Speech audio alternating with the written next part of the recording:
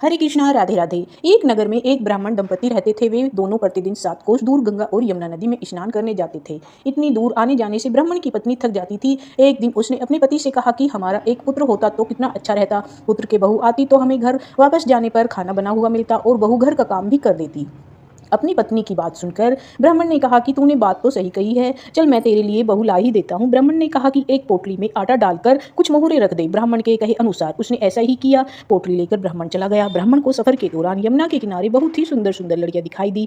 वे रेत में घर बनाकर खेल रही थी। उनमें से एक लड़की ने कहा कि मैं अपना घर नहीं बिगाड़ूंगी, मुझे तो रहने के लिए ये ही घर चाहिए। लड़की की बात सुनकर ब्राह्मण मन ही मन सोचने लगा कि बहू बनाने के लिए ये उचित है। जब वह लड़की जाने लगी तो ब्राह्मण की भी उसके पीछे पीछे उसके घर तक चला गया। ब्राह्मण ने उस लड़की से कहा कि बेटी, कार्तिक मास में मैं किसी के घर खाना नहीं खाता, मैं अपने साथ आटा लाया हूँ, मेरे आटे से रोटी बना दो तो मैं रोटी खा लूँगा। जब वह आटा छानने लगी तो आटे से मोहरे निकली।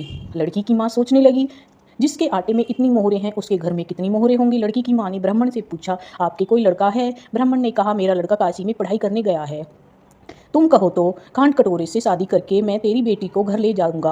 और लड़की की खांड कटोरे से शादी करके ब्राह्मण के घर भेज दिया। ब्राह्मण ने घर आकर कहा, रामू की माँ दरवाजा खोल, मैं तेरे लिए बहू लेकर आया हूँ। ब्राह्मण की पत्नी भीतर से बोली, हमारे तो कोई बेटा नहीं, तो बहू कहाँ से ले आए? और कहने लगी, दुनिया तो ताने मारती है, अब आप भी ताने मारने लगे। ब्राह्मण ने कहा, तू दरवाजा तो खोल कर देख। जब ब्राह्मणी ने दरवाजा खोला तो सामने बहू को खड़ा देखा। उसने बहू का आदर सत्कार किया और अंदर ले गई। अब जब ब्राह्मण अपनी पत्नी के साथ नदी स्नान करने जाता तो पीछे से बहू घर का सारा काम करती और रात को उनके हाथ पैर दबाती। इस तरह बहुत दिन बीत गए। ब्राह्मणी ने अपनी बहू से कहा, बेटी, कभी भी चूल्हे की आग मत बुझने देना और मटके का पानी खत्म मत होने देना। परंतु एक दिन चूल्हे की आग बुझ गई। यह देखकर बहू घबरा गई और भागी भागी पड़ोसन के पास गई और कहा, मुझे थोड़ी सी आग चाहिए, मेरे सास ससुर सुबह 5 बजे से गए हैं, मुझे उनके लिए खाना बनाना है। यह सुनकर पड़ोसन बोली, तू बावली है, यह दोनों तुझे पागल बना रहे हैं, इनके कोई पुत्र नहीं है। बहू ने कहा, ऐसा मत बोलो, इनका एक बेटा है, वो काशी पढ़ने गया है। इस पर पड़ोसन ने कहा, यह तुझे झूठ बोलकर लाए हैं, इनके कोई बेटा नहीं है। अब बहू पड़ोसन की बातों में आ गई और कहने लगी कि अब मैं क्या करूं। पड़ोसन ने कहा कि जब तुम्हारे सास ससुर आए तो जली हुई रोटियां बनाकर दे देना, बिना नमक की दाल दे देना। बहू ने ऐसा ही किया।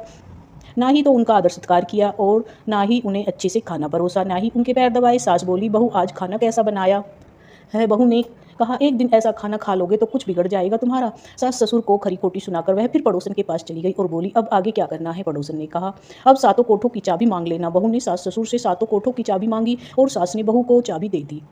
सास ससुर के जाने के बाद बहू ने दरवाजा खोला तो देखा किसी में अन्न भरा पड़ा है, किसी में धन, किसी में बर्तन भरे रखे हैं। जब उसने 7वां कोठा खोला तो देखा कि शिव जी, पार्वती, गणेश जी, पीपल, पथवारी, कार्तिक के ठाकुर, गंगा जमुना और 33 कोटि देवी देवता उसमें विराजमान है। वहीं पर एक लड़का चंदन की चौकी पर बैठा माला जप रहा है।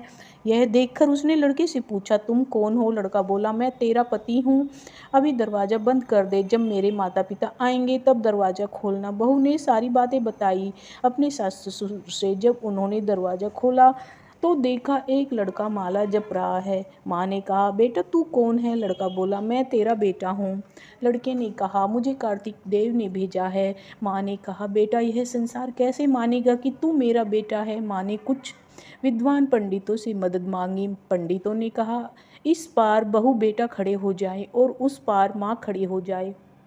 माँ ने चमड़े की अंगियां पहनी हो और छाती में से दूध की धार निकलकर बेटे के मुंह में गिरे तब मानेंगे यह इस माँ का ही बेटा है। उसने ऐसा ही किया।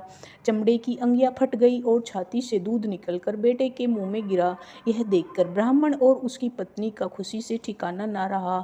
तो यह थी कार्तिक मास की कथा। हे कार्तिक के ठाकुर, जैसे ब्राह्मण ब्राह्मणी को बहु बेटा दिया वैसे ही सबको देना। कथा कहने वाले को, हुंकारे भरने वाले को, सुनने वाले को सब पर कृपा बरसाना। राधे राधे। खोला तो देखा किसी में अन्न भरा पड़ा है, किसी में धन, किसी में बर्तन भरे रखे हैं। जब उसने 7वां कोठा खोला तो देखा कि शिव जी, पार्वती, गणेश जी, पीपल, पथवारी, कार्तिक के ठाकुर, गंगा जमुना और 33 कोटि देवी देवता उसमें विराजमान है। वहीं पर एक लड़का चंदन की चौकी पर बैठा माला जप रहा है। यह देखकर उसने लड़के से पूछा, तुम कौन हो? लड़का बोला, मैं तेरा पति हूँ, अभी दरवाजा बंद कर दे, जब मेरे माता पिता आएंगे तब दरवाजा खोलना। बहू ने सारी बातें बताई अपने सास ससुर से। जब उन्होंने दरवाजा खोला तो देखा एक लड़का माला जप रहा है। माँ ने कहा, बेटा तू कौन है? लड़का बोला, मैं तेरा बेटा हूँ, हूँ।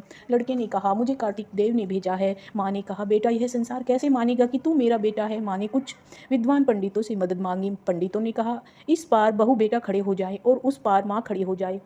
माँ ने चमड़े की अंगियाँ पहनी हो और छाती में से दूध की धार निकलकर बेटे के मुंह में गिरे, तब मानेंगे यह इस माँ का ही बेटा है। उसने ऐसा ही किया।